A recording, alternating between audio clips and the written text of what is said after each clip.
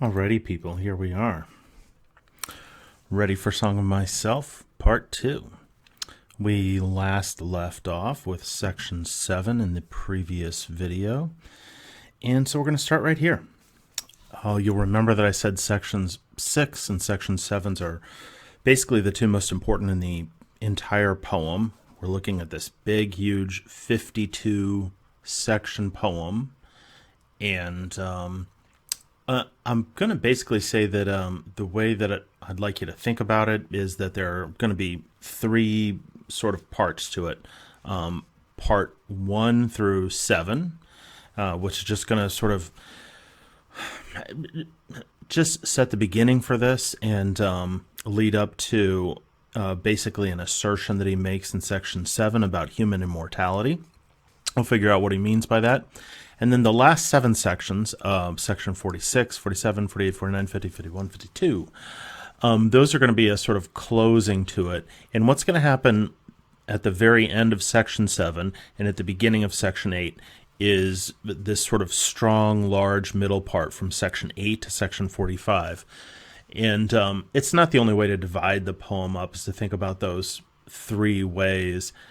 That's just a way that might be handy for us. And then certainly there are like larger movements of 3 or 4 sections apiece within that large middle part from section 8 to section 45.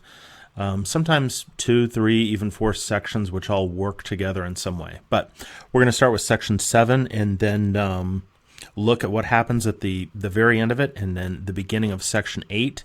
And it actually takes about 2 or 3 sections, section 8, section 9, section 10. Finally, by section 9 and 10, this poem is really underway. So, section 7, the most important one. Let's just take a little quick look at it again. Has anyone supposed it lucky to be born? I hasten to inform him or her it is just as lucky to die, and I know it. And we talked a little bit about how this was this really important line that he, that I'm going to focus on. I'm the mate and companion of all people, just as immortal and fathomless as myself. They do not know how immortal, but I know. So I think you guys are all with me on this, but just so we're clear, because one time I delivered this 2-day lecture about Song of Myself, and by the end of it, one of my students thought that I was being rhetorical or something about immortal, and but he's really talking about the soul and the soul living on, so existing outside of the body in some way. So it's not metaphorical, it's really this idea of what is our soul made of. And again, I might not have mentioned this in the first day that we looked at Whitman, but the reason that this is so important is because, or one of the reasons we can kind of enjoy it is because in Emerson's Nature, which we looked at during one of the very first things that Emerson did in there was make this distinction between nature as being everything out there, everything from trees, but also things that are changed by humans. So a wooden desk, a pair of shoes, a wooden pencil. All of that actually is nature. And even I made the sort of joke that my body, according to Emerson, is still a part of nature. The only thing that's not nature for Emerson is the soul.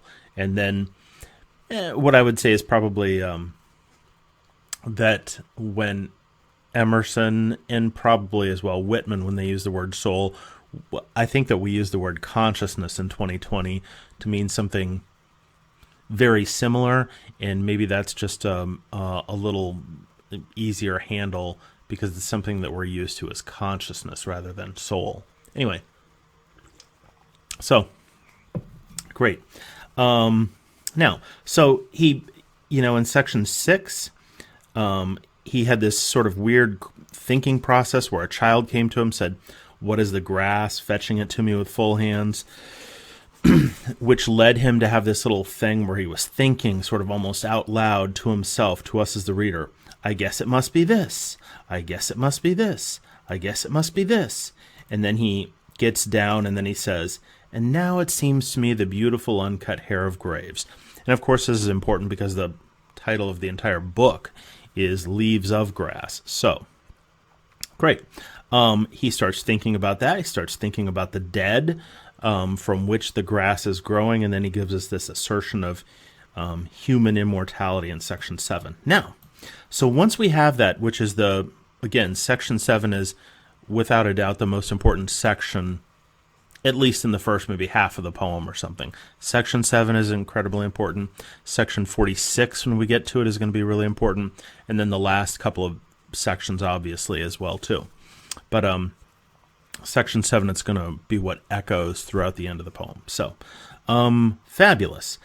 Let's just look at the end of this and then see this little short, super short little section, or at least the first 3 stanzas in section 8, and see how it moves forward for us. So, undrape, you are not guilty to me, nor stale, nor discarded. I see through the broadcloth and gingham, whether or no, and am around, tenacious, acquisitive, tireless, and cannot be taken away. Now, what's going to happen in section 8? Just think about this. He's going to be both, in these first 3 short stanzas here, he's going to be kind of entering into these different scenes and observing them. The little one sleeps in its cradle. I lift the gauze and look a long time and silently brush away flies with my hand. The youngster and the red-faced girl turn aside up the bushy hill. I peeringly view them from the top. In these 3 little things, we've got an infant child. Then the next one, a youngster and a red-faced girl, so maybe just a little bit older. And probably we could make a intelligent interpretation that that's maybe like first little love, or that maybe even they're going to go up there and kiss or something like that, some little important thing. And then we'll get these shocking things like this occasionally. The very next thing is a suicide, sprawled on the bloody floor of the bedroom. He witnesses the corpse with its dabbled hair. I note where the pistol has fallen. So what is this going to be? Section 8, it's going to be the beginning of a journey. It's very simple. Section 7 is this important assertion about what human beings are, about what our soul is. And then Section 8, for the vast stretch of the poem, is going to be this strange journey that he takes us on. And he just starts sort of pointing things out. A little one asleep in its cradle, the youngster, the suicide. And then he's going to point out a bunch of other interesting sort of city sites here. And now, so all of these things right here in Section 8, definitely city life, the blab of the pave, the bus, the driver. There's a policeman down here, an excited crowd. So you'll remember when we talked about Whitman's biography on the first day that I explained how, so he's born in rural Long Island, which is all farms at the time in 1819. He's 4 years old, 1823. His parents moved to Brooklyn. Brooklyn is still a town at that time, 7,000 people. But in the next 30 years, basically, from the early 1820s to the mid-1850s, Brooklyn just grows enormously, and by the 1850s, it's the 4th largest city in America. And so Whitman did, of course, go back to Long Island. His parents moved back there, rural Long Island. He taught there for several years as well. So he's completely comfortable with where he was born in the country, farm life. And then, but remember, by the age of 15, he was living on his own in Manhattan. Like, boom, right there in Manhattan. So we'll get his love for the city in places like this. And then almost immediately, then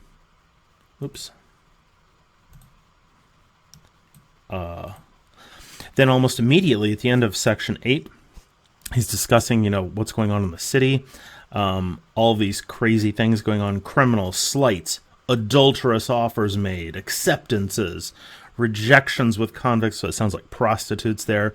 I mind them, or the show or resonance of them. I come and depart. And what you'll see in all of Section 8 is what he's going to be doing frequently is witnessing without judgment. So he's going to be providing these little snapshots of America, loves America, and it's always this sort of witnessing, even just like here, the suicide, he witnesses, and there's almost no judgment. It's just like this, everything for Whitman is this thing where he's going to appreciate and love it. So, city life, great. Section 9, boom. We're going to go right out in the barn now. The big doors of the country barn stand open and ready. The dried grass of the harvest time loads the slow-drawn wagon. The clear light plays in the brown, gray, and green intertinged. The armfuls are packed to the sagging mow. The mow just being like actually mown hay that's stacked in what's called a mow. I am there, I help, I come stretched atop the load.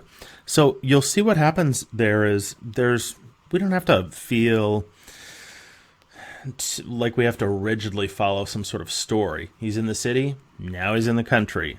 In this also for him perfect scene, perfect and idyllic in the city with criminals and cops and maybe prostitution and quote-unquote adulterous offers made. And then the next moment, it's just as beautiful when he's out in the country and he's atop a hay wagon. All right, great. Let's, so sections 8, 9, and 10, what happened is he starts on this journey. He starts in this journey through America, and it's going to last for 30, 40 sections. This big, long journey, just kind of appreciating and looking at how crazy it is and taking us with him. Now he's alone in the wild mountains. He's on a ship. He's doing all of these different things. We'll just kind of skip forward. So, what I want to do in the next half an hour, 40 minutes, and I'm not sure how long it'll take, is there's obviously no way I want to go through every section here. We're going to look at a few of the more important ones. After section 8, we're going to just notice, we'll look at section 12 really quickly just because it's here. He's talking about the Bowery boys here. The butcher boy puts off his killing clothes, sharpens his knife. I loiter enjoying his repartee and his shuffle and breakdown. So just kind of enjoying things, and this could be in New York City as well, probably in the Bowery. And he just enjoying all these different things. We can skip through up to probably 15, I think is a good place, because sections 15 and 16, the journey through America is really just taking off completely. So, great. Let's, and we don't even have to go through section 15. You'll notice it's going to be huge. It's going to be really, really long. Let's go and take a quick look here. And, good. So, section 12, just kind of cool. Loving New York City life. Section 15, section 16, this big long sort of catalog, which he's famous for cataloging almost like entries. You can really see there'll be a couple of different places where we can see him as a journalist, and for him, there's nothing, since you want to bring everything into a poem, why not bring journalism into a poem, which he'll do. We'll get to that. He'll bring in history as well. Especially, we'll look at a sea battle from the Revolutionary War, a battle, an army battle from the Mexican-American War. So, 15 and 16, big, long journey, all of these different things.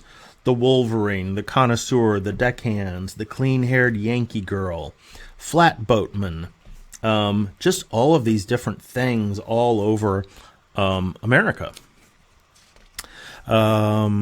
Good. So let's go ahead and we'll skip to maybe section 20 now. Again, we're just cruising through this journey, enjoying everything. And but one of the things also, we're going to be enjoying all of these different things about America, but then there's also going to be this, I would say if it were anybody else, any other writer, that we would be looking at their philosophy, but for Whitman, it almost goes beyond philosophy. It's almost like, in a way, religion, but maybe even he thinks that it should supersede and transcend religion. So it's not religion. It's not philosophy. It's maybe something above all of that, which is mystical, probably. That would be the best word for it. Some kind of if you think about like the definition of mysticism, it'd be like some kind of a union with God or a union with an all-powerful deity or something like that. And,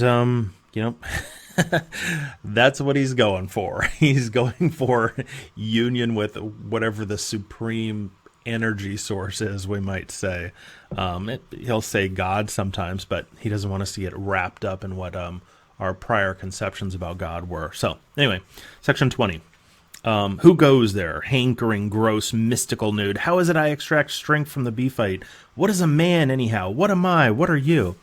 So one of the things to notice is he's always going to be pushing this sort of not just an appreciation of America, the country, but he's also going to be pushing us to think about the democracy, and I don't mean that necessarily in political terms, but the democracy of people being wonderful. Like he wants us to get rid of any kind of to use like a 20th century term or a 21st century term, we speak now of, like somebody having self-esteem issues. And so for Whitman, that phrase obviously wasn't around in the 1850s and 60s or even 1891 where this final version of the poem is. But that's one of the things is like getting over any kind of smallness that resides in us. So when we read this, one of the simple and probably not inaccurate ways of thinking about the poem when you first look at it is he seems so arrogant and so cocky. But remember, it's not that he's thinking of himself that way. He's inflating himself into this sort of superhuman person because he's trying to give us something. He's taking the reader along with him on this journey. So every atom belonging to me is good belongs to you. So the whole thing, when I say it's also about democracy, yes, he loves democracy in the political sense, but he loves democracy in the sort of social sense that we're all perfect people. So anyway, great. So section 20 there, I'm deathless. I exist as I am. He's really perfect and wonderful as he is as a person. Section 21, I'm the poet of the body and I'm the poet of the soul. So that, if you'll remember, that kind of echoes a little bit from way back in section 5, where I pointed out, the beginning of section 5, I believe in you, my soul. The other I am must not abase itself to you, and you must not be abased to the other. And we talked a little bit about that, abase just meaning degrade. But so if you think about that, I am the poet of the body and the soul. And looking back again to, let's go back to section 5 and see the beginning of that. I believe in you, my soul. The other I am must not abase itself to you, and you must not be abased to the other. That is this, the two things there are this sort of higher soul or this higher self. Maybe almost think that I think what he's doing here is he's playing a little bit with Roman and Greek sort of mythological conceptions of before Christianity was such a dominant view in Western civilization. When we go back to Roman or Greek times, they had a conception of something called the daimon, or the Roman genie or genius. And that's where we get the word genius from. We think of genius as being, like Albert Einstein or somebody who's absolutely brilliant. But the original word meant genius was each of us has a genius. And it's a higher self. It's like a connection to, I don't know, something above us.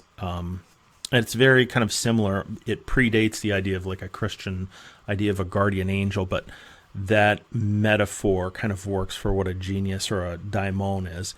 It's an idea of there's some part of us that's much higher, this higher self. So So the soul is that higher self. The other I am, that's the Whitman who's, as he says, he's eating, he's drinking, he's breathing, he's eating steak, he's satisfying his bodily desires in some way.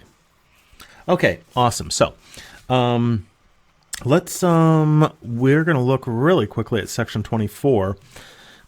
And it will be the subject of the reading that you need to do for the next couple days, the PDF that'll be on Blackboard. So I'm going to be kind of short with section 24, even though it is also an incredibly section of the poem, because I'm going to talk about it more in my next video. So, Walt Whitman, a cosmos of Manhattan, the sun, turbulent, fleshy, sensual, eating, drinking, breeding. So this is the lower...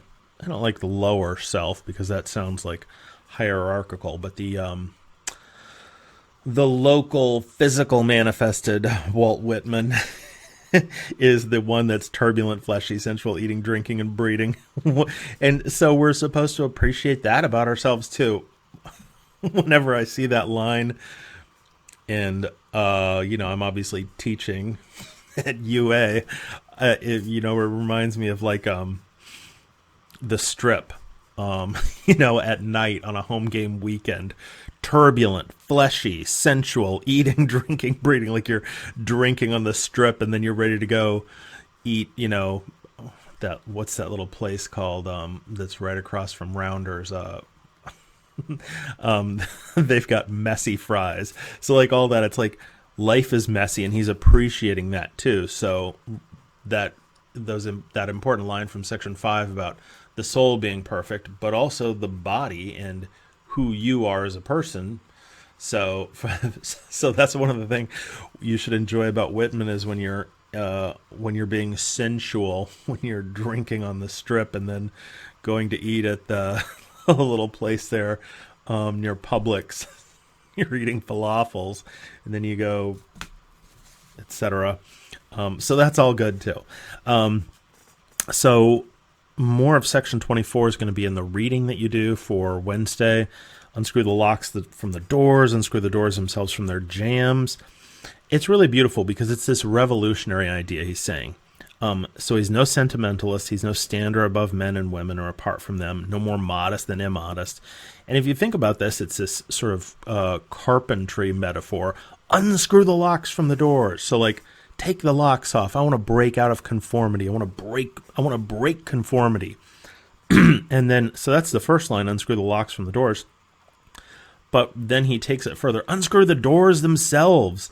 So that like, not only do we not have the locks of repression, of sexual repression, of conforming to society, but he wants to not only do away with that, but just do away with any kind of like superstructure of that. Politics, society, perhaps. And again, that's not necessarily that he wants that as a person. It's as we're entering into this mystical experience with him in this poem, it's a possibility. It's a possibility for a further revolution of our mind. I think that's a line from the Vanilla Sky movie. Okay, great. More about section 24 later. I will kind of make you aware because I would like to see some people writing about this poem for their paper. And, obviously Harriet Jacobs is fine, Emerson's fine, Thoreau's fine. Write about this poem. And think about what he says with sex in here. So he calls in this section, he says Walt Whitman.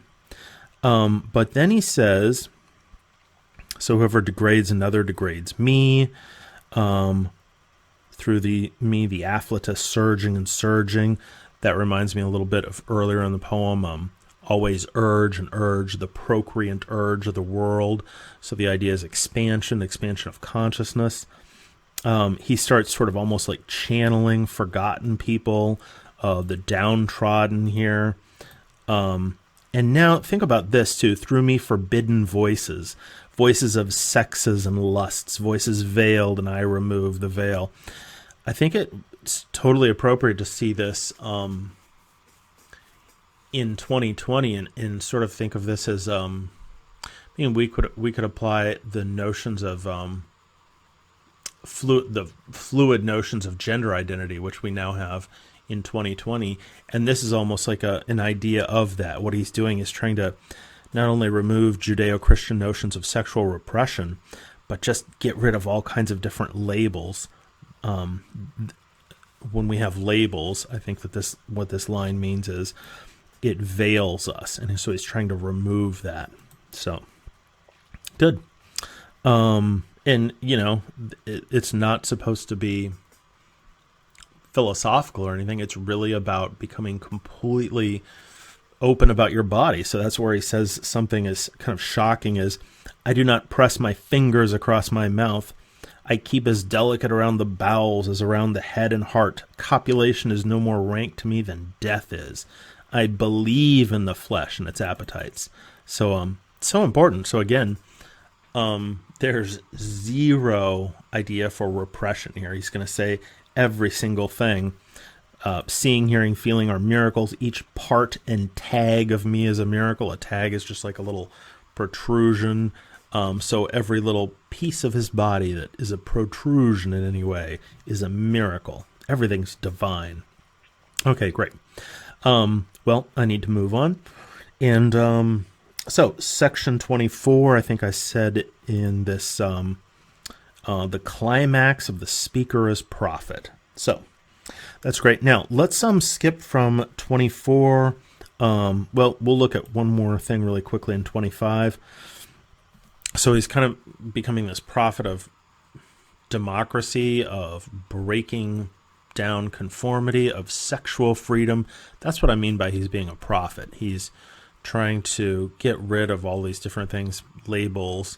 And that, if you'll remember, when we go back to sections 2, 3, and 4, all of these little things that he was doing to sort of like get us out of social labeling. When he was saying things like, houses and rooms are full of perfumes, it would intoxicate me, but I won't let it. And we talked about houses and rooms being things that happen inside. And he goes outside, and it's so much better. Creeds and schools in abeyance, trippers and askers surround me. They are not the me, myself. So all of those things, which are little short pieces of in the first section, in the first 5 sections of the poem, those are sort of these little riffs that come back later. So, okay, so section 25 might just kind of say that he wants us to think of our own spirit as being so magnificent. So after he's kind of been all about in section 24 being this prophet of liberation, especially sexual liberation, especially liberation of the body. This is all about the body here. So we get to kind of the end of section 24. He's looking up at the sky. The earth by the sky stayed with the daily dose of their junction, the heaved challenge from the east, that moment over my head, the mocking taunt. See then whether you shall be master. Dazzling and tremendous, how quick the sunrise would kill me. So think about this. Such a great line at the beginning of 25. Dazzling and tremendous, how quick the sunrise would kill me. So it's like, philosophically speaking, after this sort of prophecy and liberation in section 24, then section 25, the first line is about the sunrise. And it's both metaphorical, but it's also maybe thinking about just like how beautiful the world is at sunrise. But immediately, what's kind of cool is, if I could not now and always send sunrise out of me. So it's really this kind of amazing idea. Like, sure, the sunrise is beautiful. It's this amazing thing when you're, up at dawn and you see how perfect the physical world is.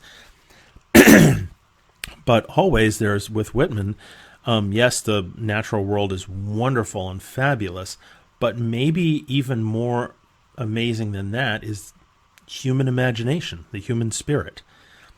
The sunrise would kill me with its beauty if he couldn't now and always find that own beauty and that power within himself and send a sunrise out of him. So, okay, great. So let's skip forward a little bit. Let's skip forward to probably section 31. And what we're going to do here. Okay, great. So Section 31. I believe a leaf of grass is no less than the journey work of the stars, and the pismire is equally perfect, and a grain of sand in the egg of the wren. A pismire, I'm sure in your book, it tells you it's just an ant. And so what he does in section 31 is he's going to get kind of like, he's going to bring his focus and attention down into these really small things. A blade of grass, a pismire, the tree toad, the running blackberry, all of these things which are so beautiful. And these really small things, he looks at them and he's just observing how perfect they are. Now, what's going to be really kind of cool, section 32, that shift is going to, as he starts to focus his attention down into even the smallest things, that, even these little small things in the natural world are so beautiful and flawless. And then section 32, I think I could turn and live with animals. They are so placid and self-contained. I stand and look at them long and long. Now think about these lines here, which are so cool. The third line of section 32. And so, again, this whole poem is, and this is how he follows in the footsteps of Emerson. Emerson is all about changing our perception. And so Whitman is doing that as well here too. And see if you don't agree with him about what he says about animals. I think I could turn and live with animals. They're so placid and self-contained. I stand to look at them. Animals, they do not sweat and whine about their condition. They do not lie awake in the dark and weep for their sins. They do not make me sick discussing their duty to God. So it's just, now, you're not supposed to take this like it's not like some heavy-handed thing that like we're all bad as human beings or something, and that society is bad. It's just, it's almost like this sort of shocking thing to just, because it's true about animals. Like they don't lie in the wake in the dark and weep for, they don't have like guilt about certain things. They're not. And again, there's a sort of transcendental underlying thing to a lot of Whitman. And so it's wanting to get much more into what our natural, almost instinctual ideas might be, as opposed to how society can maybe warp us, you know? No one is dissatisfied. No one is demented with the mania of owning things. No, not one kneels to another, nor to his kind that lived thousands of years ago. Sometimes it really actually feels like what he does is, because he was so influenced by Emerson, is that you'll, if you read Emerson's prose, you'll find that it's very much like Whitman is taking his prose and turning it into poetry.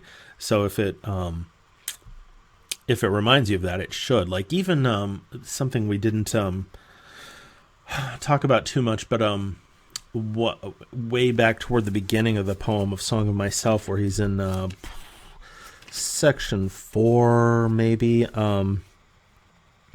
section 5, a really erotic moment in section 5 when he says, "I mind how we lay such a transparent summer morning." Transparent was a word that Emerson actually used quite a bit, and I think that it's even in his famous line from Nature, which we talked about, how when Emerson is walking in the woods, he becomes a transparent eyeball. So anyway, great. So section 32, change in perception. Think about this. No animal kneels to another, nor to his kind that lived thousands of years ago. Good.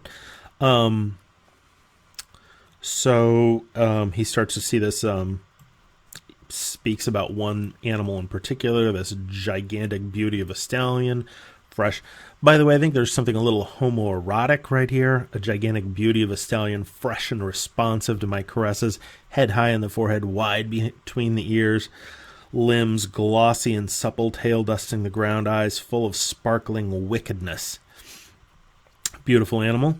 Now, so section 32, we're going to go from section 32 into 33, and everything changes right here. I think what happens is in section 32, his imagination is getting so he's allowing it to carry him away.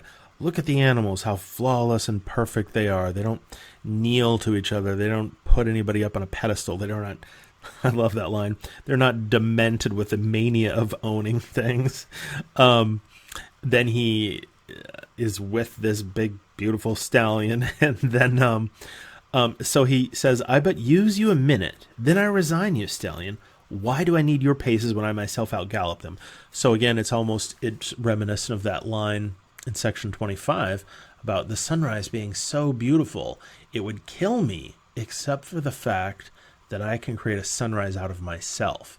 So this is a very similar thing. This stallion is so beautiful and amazing, and riding it is so wonderful. But why does he need that when I can outgallop you? Again, just because of his imagination. Now, that basically goes into some crazy stuff right here.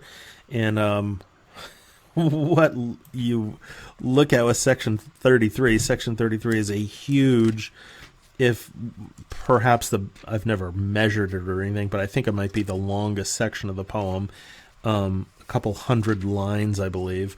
And so we'll just look for a moment and see what begins in section 33. Space and time, now I see it as true what I guessed at. What I guessed when I loafed on the grass, way back in the first few sections. What I guessed while I lay alone in my bed. And again, as I walk the beach, my ties and ballasts leave me. My elbows rest in sea gaps. I skirt sierras. I'm afoot with my vision. So think for a moment. What is he saying there? Space and time. Now I see it's true. What I guessed at. What I guessed at alone a while ago. My ties and ballasts leave me. What's he sort of saying there? His ties and ballast. Well, his body. I think his physical body. So what we're going to get into here is, Whitman, what are you doing? He's getting into astral projection. Just something fun there. Okay, so let's take just a moment here to review how we got here. Section 24. Climax of the speaker as a prophet. He's against conformity. He's against sexual repression. Section 25, human spirit is so magnificent. Section 31, his appreciation of small details of all life led to his appreciation of animals. This change of perception culminates at the end of section 32 into the power of the human imagination.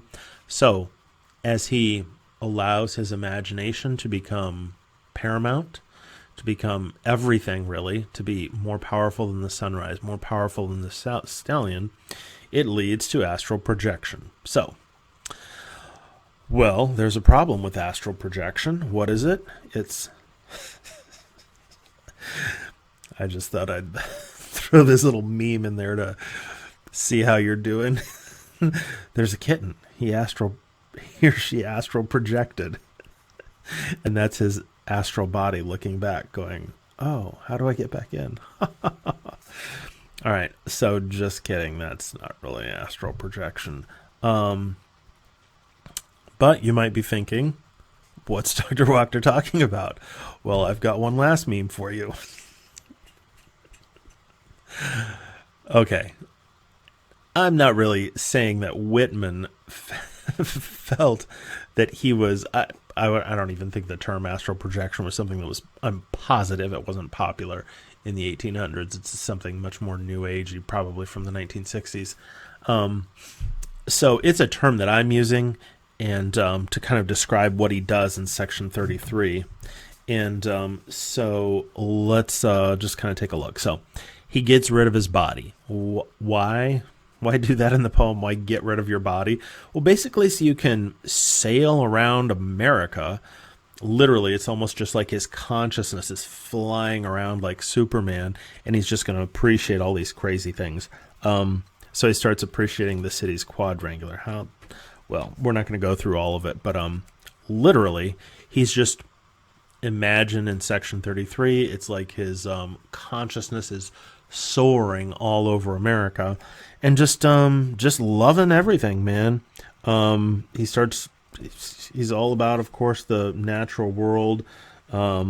Buffalo, I think, are in here. Heifers, hummingbirds, geese, blah, blah, blah, blah, blah. So, yeah, we're not going to go through much more of that. Section 33, he's left his body and he is sailing around, appreciating everything. Now, here's what's kind of crazy about this, and I think actually fitting in some weird way. So, Section 33, bizarre, leave your body moment of the poem. You're cruising around, you're looking at all these different things. Now, what Whitman is, I think, pretty good at is, so that's obviously a really sort of radical thing to try to do in this big, long poem, is just get rid of your body and appreciate things from an out-of-body experience. But then what he'll do is he'll shift and he'll do almost kind of like the opposite, and he'll go into great detail. So look at what he does here. It's basically he starts to go into little descriptions of specific wars, and it's almost like a little history book all of a sudden. So it's all crazy in Section 33, astral projection, loving America, loving all the wild animals, loving everything about America. And then so there's some kind of battle going on. I take part. I see and hear the whole. The cries, curses, roar. The plaudits for well-aimed shots. Again gurgles the mouth of my dying general. He furiously waves with his hand. He gasps through the clot. Mind not me. Mind the entrenchments. So what he's going to do is, and if you have your textbook, the footnotes are incredibly helpful here. So he says, now I tell what I knew in Texas in my early youth. I tell not the fall of Alamo. Not one escaped to tell the fall of Alamo, because they all died, obviously. The 150 are dumb yet at Alamo. 'Tis the tale of the murder in cold blood of 412 young men. And so it's the Battle of Goliad from 1836. And so, we're not going to go through this in detail or anything. Just what does he do in Section 34? This weird astral projection thing in 33 takes him to Section 34, and then he shifts, because it's almost like you can do anything in a poem. You can do anything, and there are no rules to follow. So the only rule is maybe that you keep someone's interest, or that you have some. Probably the only rule is to have some kind of internal consistency within the poem. And so, but for Whitman, since he's doing this mystical thing, the internal consistency can maybe just be, it's probably something about always feeling empathy for others. That's what it is. Always feeling empathy for others. So anyway, Section 34, Section 35, he's got a Revolutionary War sea battle from the 1770s. Great. So, we're going to get through that. We'll take a quick look here at, good. So what I've got there on that slide, it just says, the Revolutionary War composition equals journalism. And all that means is just what I said earlier, that he's not afraid to use all kinds of different techniques. Like, the poem can be lyrical at times, meaning that it's, reliant on the first person, on the musicality of it. At other times, it can be almost sort of narrative, like when the child comes in. It's often, if not always, philosophical. And then sometimes it's mystical, like when he goes off and leaves his body. And other times he'll just bring in almost like historical journalism. And so there you go. So Section 46, one of the most important sections of the poem, encouraging the reader to take a journey of discovery. So the only thing I don't like about that is that the way I've summarized that, encouraging the reader to take a journey of discovery, it sounds a little bit cliche, but that's just the summary of it, the way I've put it into my words. I don't think the way he puts it is cliche at all. So we'll jump forward to Section 46, and see why I have put that. Okay, so now section 46 is the beginning of the end of the poem. It's the last 7 sections of the poem begin right now. And so we can kind of think about the fact that this is section 7. There was this important assertion of human immortality. The soul lasts forever. Then we have this big, long middle section. And so how does that fit? Well, so the end of section 7 and the beginning of section 8, he goes on a journey. You'll remember section 8 as he looks at a little infant in a crib, and then he looks at a little boy and a little red-faced girl as they go up a hill. And then the third stanza there, he says, and he sees the suicide sprawled on the floor. And then in section 9, he's going on a hayride. But so that big whole chunk, everything from 8 up until about 45, we've gone on this journey with him. Now, section 46 is really incredible, really beautiful, because things are going to shift right here. Section 46. I know I have the best of time and space, and was never measured and never will be measured. I tramp a perpetual journey. Come, listen all. I love that I tramp. So, my signs are a rainproof coat, good shoes, and a staff cut from the woods. So it's so beautiful. Like, think of it physically, just literally what he's saying. Tramping a perpetual journey, and his signs, the only thing that he needs he just needs something to be able to walk. He needs a rain jacket, good shoes, and a staff cut from the woods. So it's all about a journey literally for just a moment, but of course that has some metaphorical significance as well. No friend of mine takes his ease in my chair. I have no chair, no church, no philosophy. So again, he's going to be encouraging us in thinking of He's encouraging us in our own journey, because that's what we're all on. We're all on this journey. And so he's saying, I don't have any chair, I don't have any church, I don't have any philosophy, I lead no man to a dinner table, library, or exchange. All he's doing is sort of, and this is the one thing that he wants to do, he wants to encourage us. Really, if we were to try to break the poem down into like a couple of points, the one is the idea that the human soul is immortal, and the second one is that this whole thing is just about encouraging you, the reader, to love your body, to love yourself, to love the fleshy, sensual parts of your life, and to not feel that is abased or degraded in comparison with the higher self that he talks about, my soul. So, and then this is really just beautiful. And, what he says here, not I, not anyone else can travel that road for you. You must travel it for yourself. And I don't need to explain that. It's just this very simple idea that it's about life. Nobody can, that's why he's saying that he doesn't have any chair, he doesn't have any church, he doesn't have any philosophy, he doesn't have anything that he's trying to push us on or that he's trying to make us do. He's just saying, this is a journey that you were on. He's maybe tried to help us get rid of conformity, get rid of repression, get rid of anything that gets in the way of our own self-love. And so that's what he's doing here. It is not far, it is within reach. Perhaps you've been on it since you were born and did not know. Perhaps it is everywhere on water or land. Shoulder your duds, dear son. See how it's just all about being encouraging here. And I will mine, and let us hasten forth. Wonderful cities and free nations we shall fetch as we go.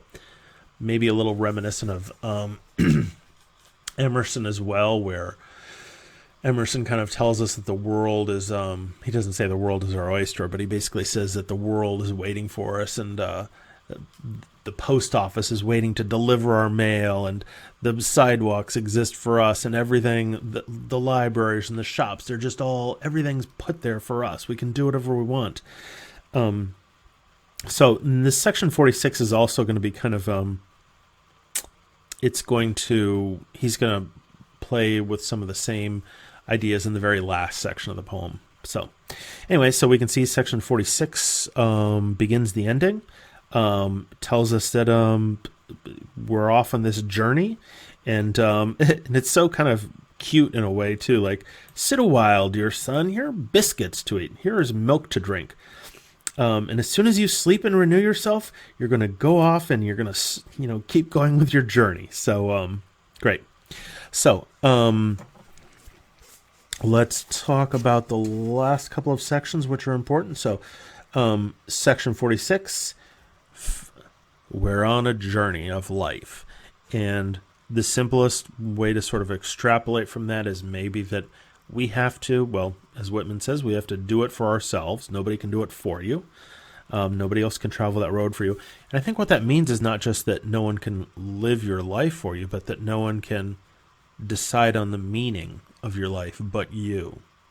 You are the one you can do it subconsciously or you can do it consciously, but there's only one person that's going to provide a framework of meaning for what you're doing here. Why are you a human being? Why did your soul, as Whitman might say, why did your soul come down and get into this body? Well, you've got to figure out the meaning of that. So,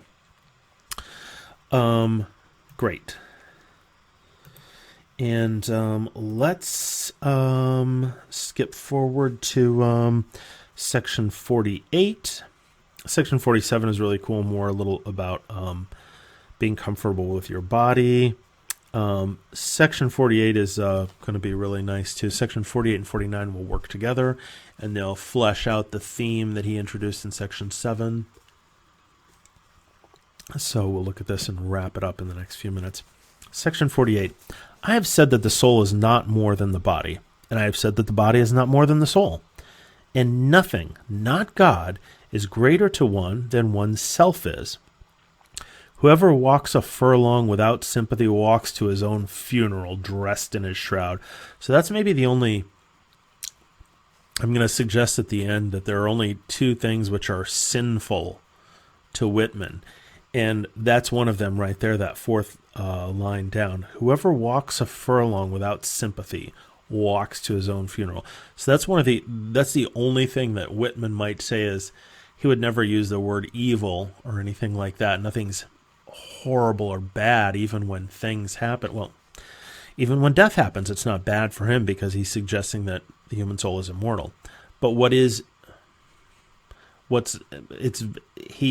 basically exploring Hindu concepts. I don't think that he necessarily was familiar with Hinduism, but Emerson definitely was. And that was one of the components of transcendentalism as well. So, so anyway, it feels a little bit like karma there, and it should. I think it's well, Thoreau and Emerson both really interested in Hinduism and in Eastern philosophy and religion, and I think that that's sort of seeping into this.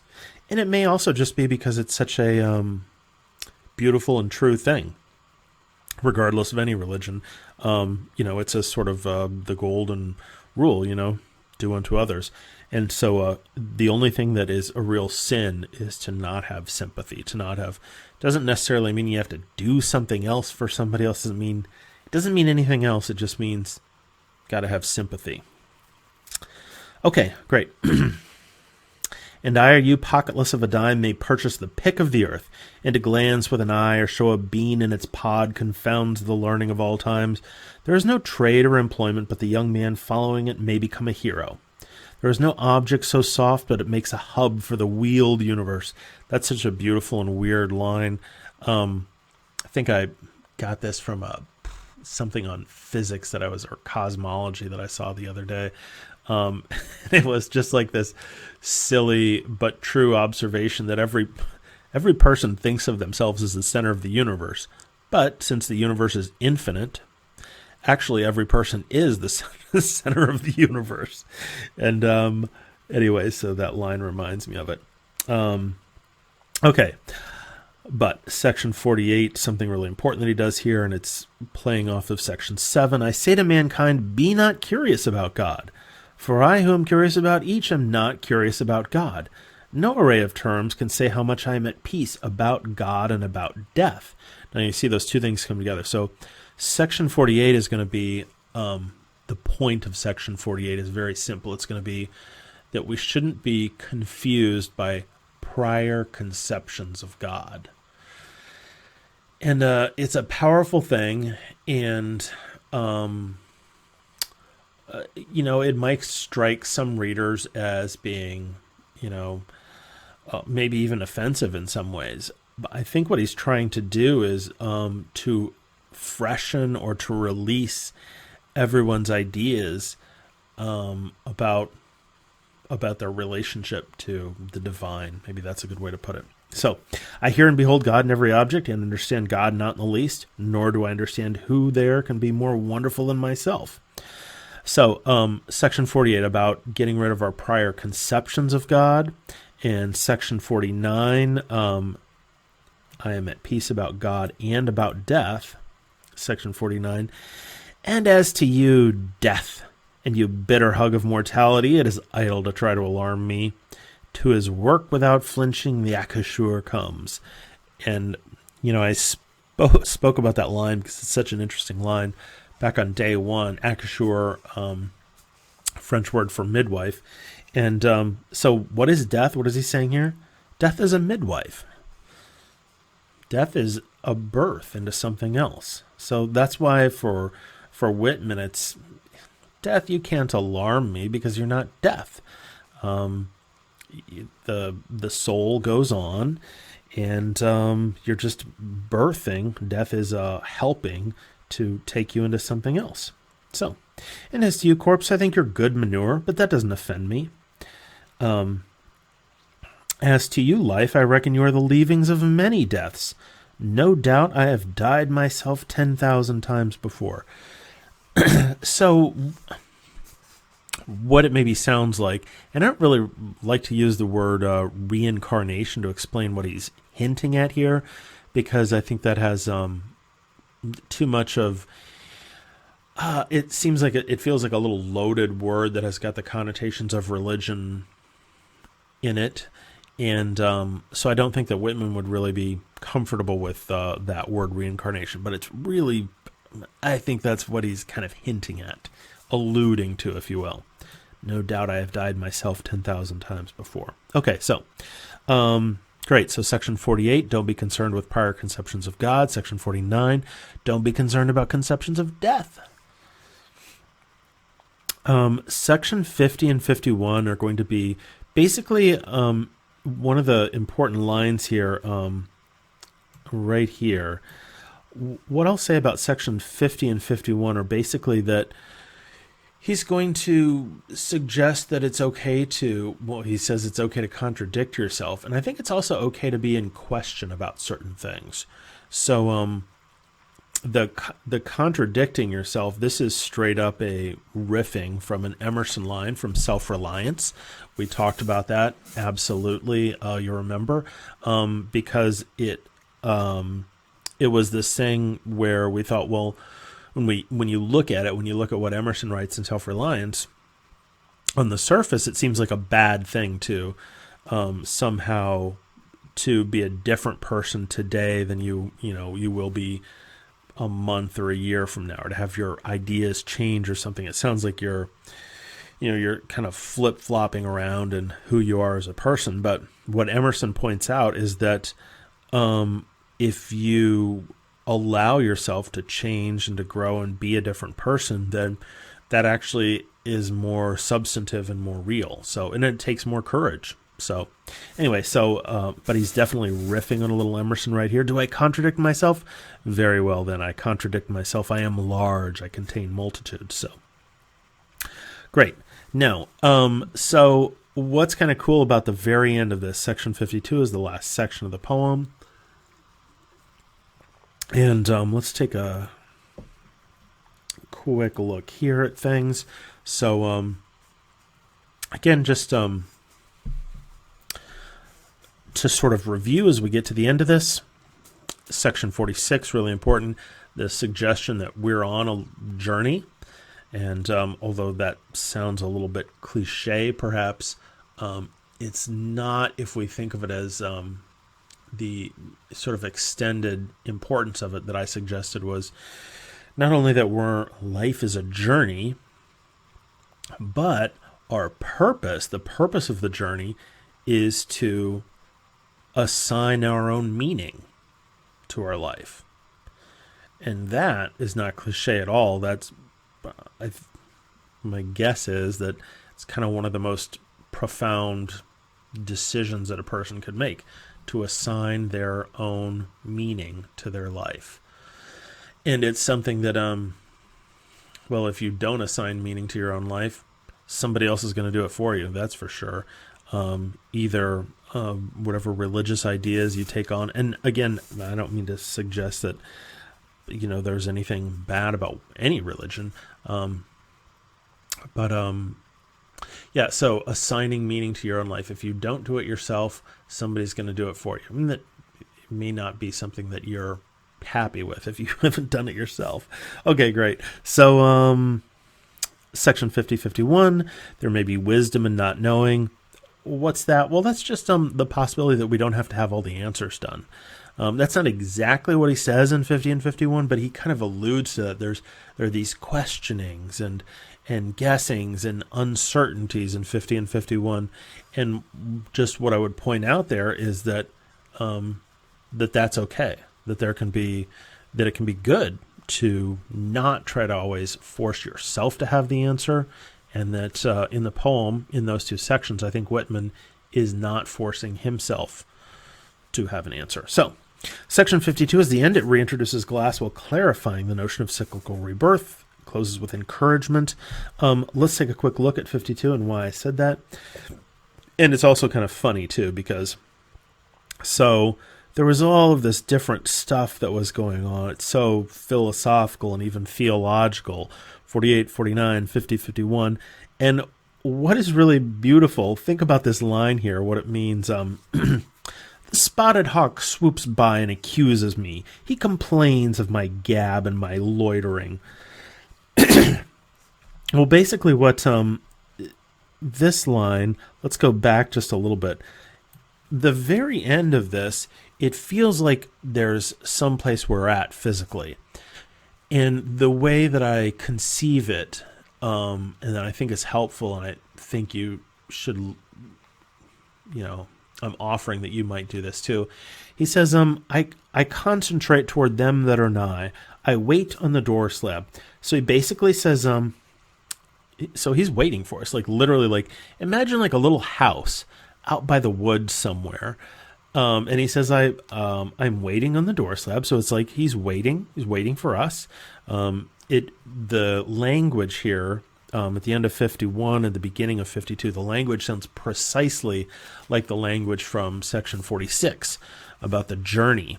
And it's almost like, we're going to go on this journey, my friends. So I'm waiting for the door slab. Who has done his day's work? Who will soonest be through with his supper?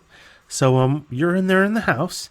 Who wishes to take a walk with me, right here in these next few lines. So really think about that as like the physical setting for this. It's like we're in a little house. We're out by the woods. He's sitting there on the door slab. Kind of sounds like he's a stalker or something. It sounds crazy. So he's waiting. As soon as we're done with supper, who wishes to take a walk? The journey's going to begin. And then this line is so kind of funny and even cute in a way. The hawk swoops by and accuses me. He complains of my gab and my... So what is this about? Well, Whitman in a way has become, by the end of this, a talker and a tripper and an asker, maybe just a little bit, because he's, been... Well, it's a long poem. He's been talking the whole time. And so the hawk swoops by, and it's kind of like allowing Whitman to make fun of himself for having talked so long. He complains of my gab. I too am not a bit tamed. I too am untranslatable. I send my barbaric yawp over the roofs of the world. That line is made famous in Dead Poets Society movie. Beautiful line. The last scud of the day holds back for me, coaxes me to the vapor in the dusk. Now you can see what's happening here. It coaxes me to the vapor in the dusk. I depart as air. So basically what happens here at the end is this has been a spiritual encouragement, I guess is the way to put it. And Whitman is saying here that basically because obviously, like, he wasn't with us physically, but I guess it would be also true to say that his spirit was with us. His spirit was with us in the poetry, because we're still reading his poem, whatever, 150 some 160 years after it was first written. So his spirit, after he's encouraged us, after he said this about our journey of life, then his spirit is going to kind of dissolve away. I depart as air, I shake my white locks at the runaway sun. I effuse my flesh in eddies and drifted in lacy jags. And this is so, I don't know how he does it, but he somehow ends the poem appropriately. I mean, as crazy as it's all been with all of the things that he's done, then the ending of the poem makes sense, because it's like his body kind of dissolves away, and his soul, what does his soul say to us? Or the sort of the last words of encouragement, the words of ideas that he gives to us. I bequeath myself to the dirt to grow from the grass I love. So there's that, reiteration of the title of the book itself, Leaves of Grass. If you want me again, look for me under your boot soles. So it's like if something spoke to you about the poem or about his ideas here, it's not far away from you, man. His everything that he gave to us, or everything that he suggested to us, you will hardly know who I am or what I mean, but I shall be good health to you nevertheless, and filter and fiber your blood. So if you're looking for him again, if you're looking for that spiritual encouragement about your life journey, he's saying, I'll wait for you. Just start your journey, man. You're gonna get the encouragement. You're gonna get the support that you need. Failing to fetch me at first, keep encouraged. Missing me one place, search another. I stop somewhere waiting for you. What a beautiful ending. Okay, so great. Let's wrap this up, my friends, and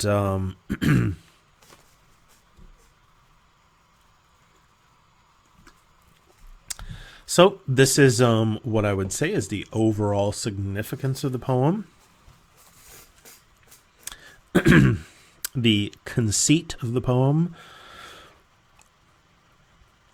So, a uniform hieroglyphic transpiring from the graves of men. So, this is kind of nice here. The reason that I use the word transpiring, well, I was using the word that he used, transpire, which literally just means to give off like a watery vapor, I think, from leaves.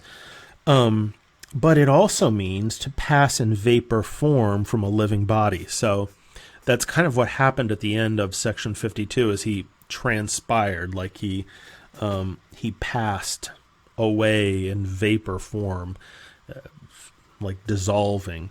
And finally, I think transpire can also mean to be revealed, to become known. So anyway, the democracy of our life and the immortality of our souls through cyclical rebirth. Good. All right. Well, I do believe that it would be a good idea to journal.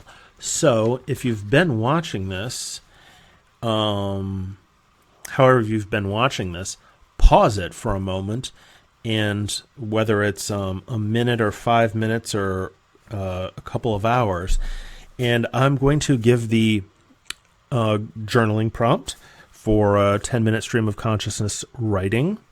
And so pause it for just a second if you need to, and then come back, and there'll just be another 2 minutes. Okay, and so the journaling prompt, and this will be graded journal entry number 4. We did graded journal entry number 3 the last day of class. I believe was probably Wednesday, March 11th. That was graded journal entry number 3. Yes, Wednesday, March 11th. So get yourself prepared. Hopefully what you did, if you paused the video, is got yourself ready, get yourself in a state of mind for where you're ready to journal, and you're away from people or whatever. And here we go. So here's the journal prompt. So the before you dive right into it, let me contextualize that just a little bit. So by the end of that, especially in section 7, especially in sections 49 as well, Whitman is trying to clearly say that whatever this consciousness is that we experience, he's making the argument that it's immortal, that it doesn't die. Death is just an accoucheur, it's a midwife. That's why death can't scare him, because it's just a birth into some other, not to sound cheesy or new agey or something, but I guess into some other realm. So the human soul is immortal. He offers the idea that there is some type of, I don't know what we would even call it, a mystical experience, a mystical oneness, who knows. But anyway, this the word that is traditionally used for it is God, obviously. But anyway, but the most important things for Whitman are the attributes of this higher self, this connection to the divine. So what are those things? Probably sympathy for others. Remember, that's like one of the only sins of the poem, is to not feel sympathy for others. Acceptance of our own bodies, restorative power of nature. So those are the three sort of things that we can pull away from this. We've got to have sympathy for people. We've got to accept and love ourselves. And we can allow nature, since we're a part of nature, we're just an outgrowth of nature, we can allow it to restore ourselves. So don't be overwhelmed by a fear of death. Don't forget to have sympathy for others. And so the graded journal prompt is just very simple. Do you believe in this? Do you think that he's got a point that our human soul is immortal? Do you believe in human immortality of the soul? Do you think it's possible that our souls exist beyond death? That's a great way to end it. So, nice work, and happy journaling, my friends.